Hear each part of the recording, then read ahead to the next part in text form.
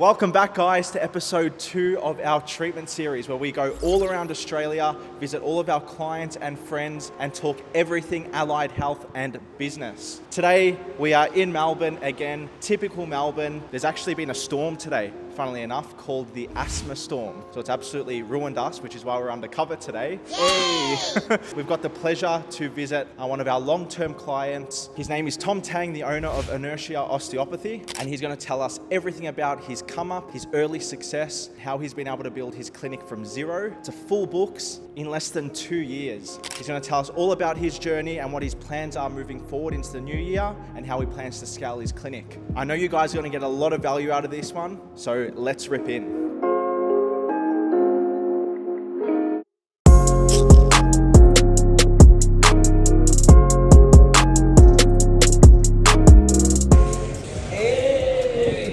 Good to meet you. I know. How are you? I've been good. You?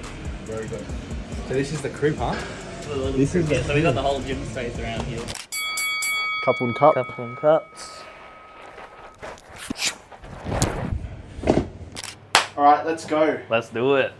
Sweet. Thanks for having us, Tommy. How are you? I'm going well, mate. How are you? I'm very good. You got a really good space here. It's been really cool walking around and sussing it all out. Absolutely. I'm glad that you can make the trip down. I've been always looking forward to meet you guys in person. Yes, sir. So let's rip into it, Tom. First of all, man, I want to know a little bit more about your come up. Tell us a little bit about where it all started from you, from university to did you work for a clinic before moving into opening up your own clinic? Tell us a little bit about your journey. Yeah, absolutely. Biggest thing people always ask me is like, how did I get into osteo? The main inspiration for me was as a kid during the Australian Open. When you're watching on the television, you watch the players play and you see one of them get injured on the court, and then you see whether it be the medical team or the physio run onto the field. And then at that point I was like, wow, that's awesome. I want to be something like that. So that's where I kind of got my inspiration from, and from there we took up onto osteopathy as a course through uni. And then as I graduated, I started to work under a few different clinics to build up my clinical skills and get some professional mentoring. So I spent a few years with that. COVID obviously hit, so that was a period where I did a little bit of self-reflection, seeing what else I wanted to do with my career and my lifestyle. That's where my initial thought of starting to branch out and give myself another challenge, which is to start up my own business. And then here we are, post-COVID. Absolutely dominating. Thank you. Nah, it's awesome, man. So when you were in that working phase of your journey, when you worked for another clinic, how long were you working for another clinic for before you said, yep, I'm actually good to go off by myself now? That would have been roughly about 4 years. I found that was enough. That was a good amount of time to build up your general baseline of knowledge, be able to expose yourself to a variety of conditions, variety of different type of clientele, and just building up your overall, not only just treatment skills, but overall interaction skills and social cues there. So can't thank you enough to all my previous bosses. They've been a great help to my development there.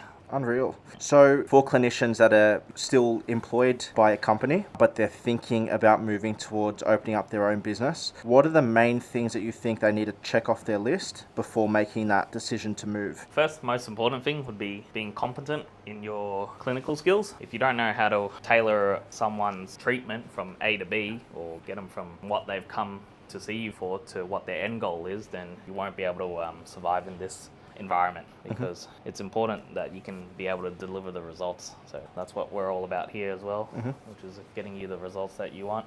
Absolutely. And then in terms of, based on your experience, how long did it take you until you got enough reps in to be able to deliver an outstanding result to the point where you were confident enough to be like, yep, I can do this myself now? I'd say towards the third, fourth year, that's where I felt like, I didn't really need assistance from my supervisors. At that point, I felt, I was engaging in every case at a proficient level. You're always going to get oddballs here and there, but regardless, even with that circumstance coming up, you would always know how to deliver a solid plan, even if you weren't 100% confident. So just being able to reassure yourselves and reassure the client that you're going to get the result that they want, and that really builds that trust through there. For sure. What made you want to start your own clinic? The initial thought came in during COVID.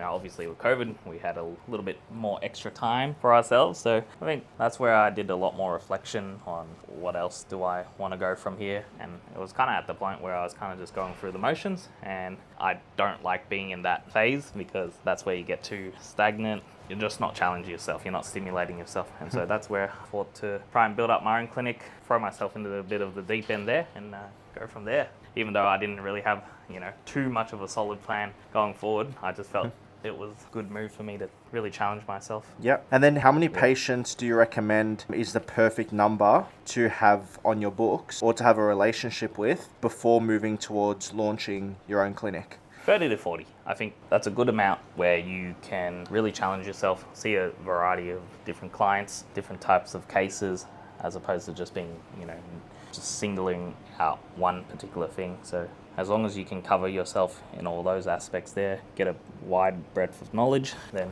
you should be able to handle any task to a proficient degree. For 30, 40 patients per week, what does that look like from a revenue standpoint on a weekly basis? When you're working for someone else, I think that would equate to around 2K a week. When you're working for yourself, I'd say anywhere between 4 to 5, 3 to 5. Cool. And, working with clinicians for quite a while now, I've noticed that the two main ways that they're actually getting employed is number one, through being a contractor, Yes. or they've got like a full part-time, full-time agreement. So that $2,000, are we talking as a contractor? So that $2,000 would be as a contractor after the contractor agreement, after the split percentage. Yes, correct. Yep. Okay. So usually it will be set up in a way where, you'll get either like a split percentage or a fixed percentage there. So that's most of the health industry, how they go about their revenue. Awesome. What do you think makes you different compared to other osteopaths? Compared to other osteopaths, I think I am able to deliver not only just hands-on skills, I'm pretty proficient in terms of rehabilitation skills, getting people not only just in the four walls here, but also getting them outside into the gym, being able to, really give them that to really improve their quality of life, not only just day-to-day tasks, but really pushing themselves to reach new goals. So whether it be, your average mum or dad just being able to play with their kids, I want them to be able to do things even more if they wish, of course, and, just make the best of their lifetime. Absolutely. What are the most common injuries or pain that your patients come to you with? In this setting here, I'm predominantly treating a lot more athletes and your average gym goers, so it'll be a lot of repetitive strain injuries. So we're talking things like rotator cuff, shoulder pain, back injuries, disc bulges, things where they're generally under high load or high pressure or sudden movements. That's where I tend to see a lot of my clientele complaints. And what do they usually do for work? All sorts of things. A lot of the fighters here, they're usually coming from a trades background. So they're already battering themselves from their work with repetitive movements. Then they're coming also here to train their body. So they've built up a lot of strength and conditioning through their joints. But then the problem is sometimes they're doing too much, and that leads to all these overload symptoms through their body. So, and if they aren't focusing on their recovery, that's where, at one point you may be at risk to injuring yourself. Yeah, that makes sense. What's your favorite type of treatment, or what injury do you like treating the most? Back pain. It's very, you'll know it if you have a back pain. It's just the worst thing to ever have. You can't twist out of bed, you can't move, you just feel like absolute crap. Just being able to get them just that initial, that's a really sore spot there, it feels good. Just being able to get them that relief that they need to just go on about their day really makes a big difference. Rather than just being stuck on their bedside the whole time. Absolutely. So, Tom, I work predominantly out of an office, so I've usually always got, neck pain, shoulder pain from sitting at a desk. If I was to come to you, what does that treatment look like? So, and usually we'll always go through a case history first, just to get a bit of information on what you're doing, how you've gotten to this point so far, and we'll always go through a physical assessment afterwards to see how well your body's moving and what areas could be improved. That will allow us to identify any key areas that we need to work on and then formulate a diagnosis where we can get you back from A to B, or whether it be to improve your movement or improve your quality of life. That's what we're really aiming for here. So depending on the treatment that you need, we will work with that, give you the best relief that we can, and then solidify the changes that we've made through your lifestyle changes. So whether it be some exercise prescription or modifying your activity, and then we'll slowly build up from there. Generally speaking, how long's the treatment cycle? It will depend on the condition, of course, but usually I'd give 3 to 4 sessions at the start to see if we can make some initial changes to what you're feeling. So symptomatically, you might be feeling like, aches, you may be feeling pain, you might be feeling some tingling or numbness. So our key thing there is to, one, help improve that, because usually that's going to be providing some pain points to you there. So if we can improve that, that should allow you to function a bit more better. And then beyond that, that's where the important bit comes, because we've reduced your pain. However, we haven't really addressed the actual problem, which is, usually some kind of deficit or a strength issue in your body. That's where we need more sessions to really solidify the changes and build a stable foundation within your body. Makes sense. What's the most common objection that you face as an osteopath? People not following through with their plan. Usually I'll recommend them to go through a course of, whether it be treatments or go through a course of exercises, which they do initially. However, usually they'll stop after, once their pain has dissipated, but that doesn't necessarily mean they've overcome their problem, because they've only just reset their threshold to a baseline. But if they do the same, go back into the same activity, they're most likely going to stir it up again, because they haven't really addressed the actual issue, which is whether it be a strength issue or some kind of mobility issue. They're just going to get back to square one. Yeah, you've gotten them back to the threshold where they should be, and then it's all about continually actually building up the strength so you don't go backwards again and have the same injury again, right? Absolutely. Oh, it feels good. Tied up through here, man. Too much computer work. Where's my tightest area so far? So far, your hips, man. Hips? Yep, hips. More your junctional areas, so your hips. Yeah. A little bit through like this mid back here. Yeah. And, up through the spine. Up here. Up to the top there. Bro. No good. Need to loosen up.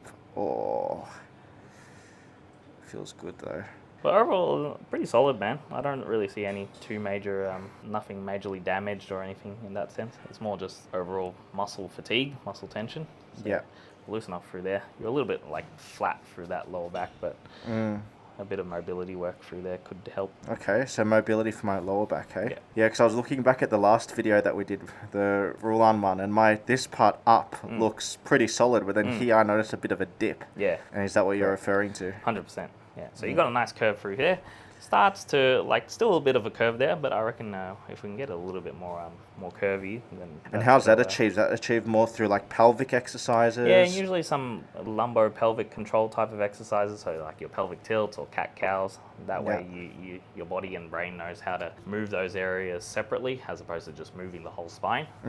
Yeah, I'd be focusing on something like that.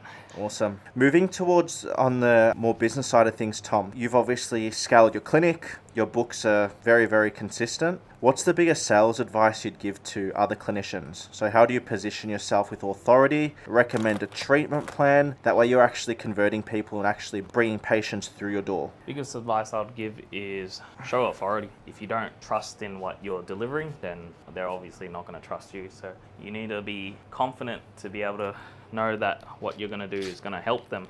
And if you know in the chance where it doesn't help them, then you have the strategies in place to be able to get them the help that they do need, whether it be from someone else or some other type of intervention. That makes sense. So, and then coming from a place of authority, Here we go. oh, yeah, are we up to the needles? Yes, sir. Ah, shit, not the needles. Okay. Hips, bro. I can't feel that too much. Is there a needle in there? You got thick glutes, bro. Alright, there we go. Oh. Got the juicy bit. Yeah. Ah, shit. It's twitching away. Oh, yeah. Alright, we'll go one more. Promise. Okay, all good. Thick glutes, eh? Thick glutes. It's the Italian in me. That's right. Here we go. Nice. Breathe in. There you go. Good. I'm such a bitch. Oh, me too. I can give, I can't take it. Good. Just those two. One on each side of your awesome. glutes. Okay, we're good. You're okay there? Yeah, we're good. Good, man. So for someone that's just starting out, they are relatively confident, but every time you start something new, it takes time to build up confidence. What advice would you give to build that momentum with your confidence, get those reps in? Definitely having a mentor in your side is always going to make a big difference. So obviously clinically you want to be proficient, but also the things outside of that, being able to socially interact, being able to navigate through those little stresses there, they always provide an issue there. So having a good support network, having good mentors and people around you to really push you to bring out the best of your abilities, I find that's going to help. And yeah, I know that you've invested quite a lot of resources, both time and money, into mentoring. How big of a part do you think that's played in your relatively fast upcoming and success for your clinic? Oh yeah, that feels good. Yeah. Is that pressure okay? Yeah, it feels good, man. Nice, man. It's been very worthwhile. I'd say like the best thing you can do is not let your ego get in the way once you graduate. Really get stuck into developing yourself as a clinician and as a person in general, as opposed to just thinking about the dollar signs and the things that you see online all the time. Yeah, if you can really hone in onto yourself, your clinical skills, in no time you'll be able to build yourself up to a proficient degree. And then how do you go about finding a mentor? Sorry. That's all right. Do I still have a needle in my ass? Yes. Oh, that's why. I don't just do it just for a few seconds. I let it simmer a little bit. I moved around, I can still feel something in my ass. You'll be surprised how uncomfortable and how challenging it is to interview while getting a treatment. Ooh, let's go. Let's go. Biggest thing to find Light a work, mentor? baby. Look, in this day and age, just reach out over socials. I think that's the most easiest thing there. There's plenty of people online that are willing to help. Obviously, if you have recommendations from someone, it's always going to be the best thing there. Is that true? Yeah, it's It'll pretty feel hectic. like a tight pinch. Yeah, it's all Bear good. with it, 2 minutes, and then you'll be getting used to it. It's pretty hectic, I'm not going to lie, but... For sure. All right, one more with the needles. Ooh. 3, 2, 1. Good stuff. Done. Okay. Right side. 3, 2, 1. Good. All right. That's No all more out. needles. Well Let's done. go. These cups are hectic. I think accessing mentors is really easy in this day and age because you got whole worldwide access. You got Zoom calls. You got that internet to at any time, anywhere you can access it. Absolutely. That being said, I personally, depends on the learner that you are, type of learner that you are.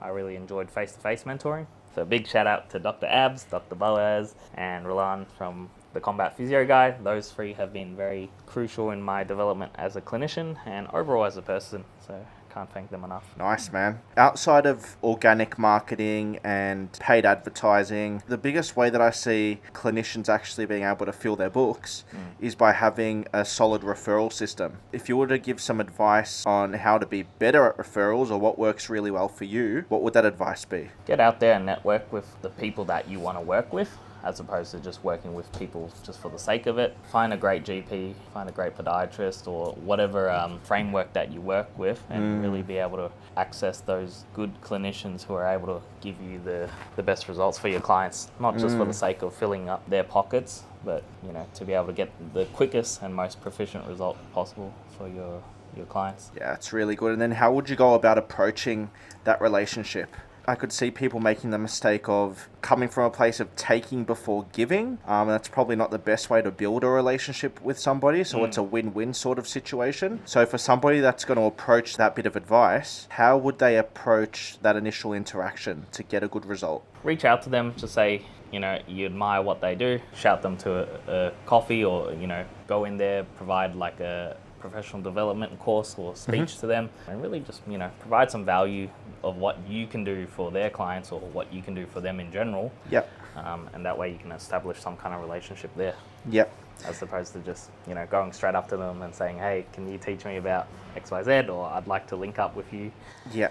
And then based on these sort of partnerships, is there ever a monetary transaction that takes place? Like, as in, is there a commission structure when there's a referral that's happened, or? It depends how it's set up. Normally, like for me, I have a lot of PTs that I refer out to, and they refer to me. So normally, I'd be giving them free treatment sessions or free consults whenever they need. So depending on how much people they refer out to me. So that's generally how I structure my commissions. It really just depends on how you want to set it up. And as long as both parties are happy with it, then shouldn't have any issues there. Yeah, that's some killer advice. That's That's really good, especially for people that don't have a budget to Yes. sort of activate marketing. These are Absolutely. definitely steps that can be taken to get to that 10, 20, if you're really good at it, pushing 30 to 40 completely organically until you've got the revenue to actually start scaling from that point onwards with organic and direct marketing. So, Yeah, absolutely. what's the most underrated strategy that clinicians miss or don't take advantage of? Social media,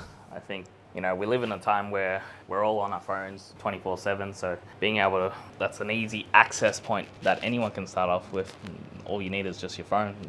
You're able to provide free value over the internet, and so people are watching, you've got plenty of eyes, you're not limited to just one area, you've got the whole world. It's a really good opportunity point there for you to build your audience. Absolutely. Oh yeah, dark it's the marks best there. feeling. Satisfying. It's the best feeling of the cups coming off. So you've gone pretty hard with your socials. Yes. What was your mindset behind, what was the kicker for you to be like, yeah, I got to go all out on this? What was the strategy in your mind to really initiate? The biggest thing there was I was juggling too many things at once. Obviously managing client notes, client files, calls, and scheduling and all that. And then that was good because, I was busy and all that, but I didn't have time to think of the future plans, which is, being able to source more clients, being able to source more opportunities. So being able to leverage on other people to help you with the things that you're lacking on really makes a big difference there. Engaging with Metaflx, how much time per week do you think it's actually saved you compared to if you were to do it all yourself? Definitely over a whole week's time. If I were to try and do the whole marketing, if I was trying to make videos, edit, think of all the captions, think of what to say and all that, that would at least take me a whole week's time to actually do a whole month's block of content. Yeah. Minimum. So Yeah. it's definitely saved me a lot more than that. Yeah. And even not even that, just the physical and mental side of things. You're saving your mind and body from having to think about all of that. You're reducing all the stresses on your body, allowing yourself to provide the best care to your clients rather than focusing on something that isn't as high priority. Yeah, your mental capacity as a business owner is probably your biggest asset. Correct. And that's why we've done what we've done, So you guys have all the mental capacity to put into what you do best, which is treating people and getting a result. So that way you can continue to compound and scale the clinic. And then we do the part that we're best at, which is marketing, getting your treatment out there, getting you out there, and then coming up with strategies and workshopping strategies with you in order to continue to scale and grow. What I'll get you to do for me Yep. before we add further. Yeah. Big breath in and out. Nice and relax your shoulders, that's it. Ho, ho, ho, ho, ho. All That right. was good. Yeah. That's good. That's We're good. going to go one more. You okay? Yep. Same thing. Big breath in and out for me.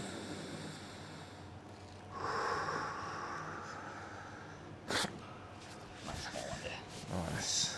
Awesome. Oh, Good stuff. very good. I had to bring out the little stepper because I'm so short. No, that's good. That felt good. Yeah, Tom, so you've established a very strong organic presence. You've got lots of reps in, quite a few months in now, creating short form content. You're starting to be seen as a market leader in Melbourne. How does this strategy play into your future development with your clinic? Future plans, now that we've gotten a lot more reps in with all the content, it's definitely established my social brand, my social presence, and I'm getting a lot more clients coming in through the door, which has been a great opportunity for me to build up my clinic. So looking to expand would be the biggest goal there. So taking on someone on board potentially, and being able to provide another competent, another proficient practitioner on board to be able to continually serve as more clients as we can, and potentially another location. Those are the main two goals I would like there. And what's the time frame? What's the timeline on that? Is that something you're looking to, rip in hard on at the beginning of the year, Q1, Q2? What are we looking? Yeah, most likely Q1, Q2. Yeah. So yeah, within that 6 months time frame, I reckon that's going to be the best, what we're aiming for there. Cool. Let's All right, let's go to the other side.